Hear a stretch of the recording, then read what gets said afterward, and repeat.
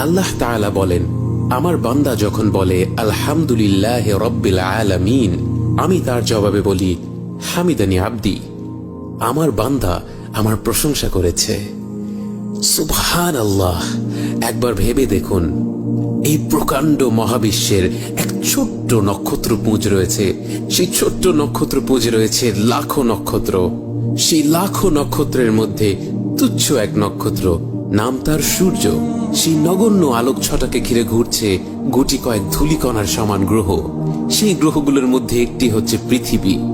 নগণ্য এই ধূলিকণার কোনো এক ক্ষুদ্র কোণে শত কোটি সৃষ্টির ভিড়ে এক আপনি, মহাবিশ্বের তুলনায় ক্ষুদ্র, তুচ্ছ, উপেক্ষণীয় এক জীব।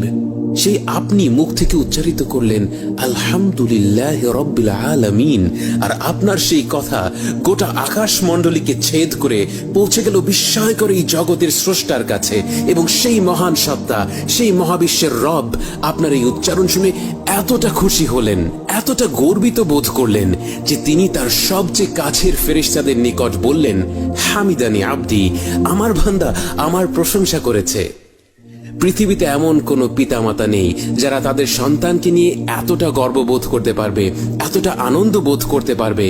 সে সন্তান তাদের জন্য তার জীবনটাও দিয়ে দিক না কেন, এমন কোনো বাবা মা নেই যারা তাদের সন্তানের কাজে এতটা খুশি হতে পারবে, যতটা আনন্দবোধ, যতটা গর্ববোধ আমার আপনার রব আমাদের নিয়ে করেন যখন আমরা বলি আলহামদুলিল্লাহি রাব্বিল আলামিন। এরপরে আমরা যখন বলি আর রহমানির রহিম, আল্লাহ তাআলা আরো খুশি হয়ে যান এবং বলেন আথনা আলাইয়া আবদি, আমার বান্দা আমার গুণাবলী বর্ণনা করেছে, গুণগান করেছে। অতঃপর আমরা যখন বলি মালিকি ইয়াউমিদ্দিন, তিনি বলেন মাজ্জাদানি আবদি, আমার বান্দা আমার মাহাত্ম্য বর্ণনা করেছে।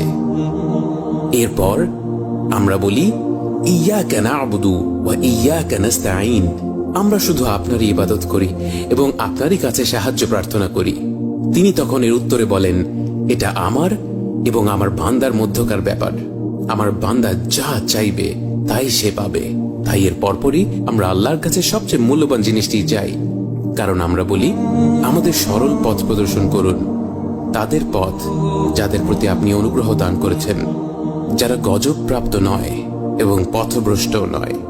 তখন আল্লাহ সুবহানাহু ওয়া তাআলা এর উত্তরে বলেন, এটা কেবল আমার বান্দার জন্যে, আমার বান্দা যা চায় তাই সে পাবে।